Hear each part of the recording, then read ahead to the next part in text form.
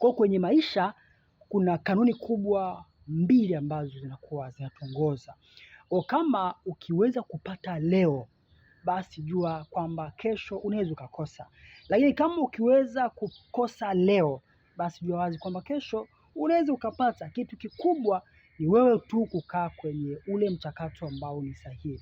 Usiache kutafuta, usiache kufanya, usiache kusali sana, usiache kuzungumza na watu tofauti tofauti, usiache kujifunza. Yaani ni wewe kukaa kwenye ule mchakato mkao wa kula kwamba muda wowote, jambo lolote linaweza likatokea, kwa sababu tunasema fursa inapokutana na maandalizi mazuri, kitu kikubwa huwa kinatokea.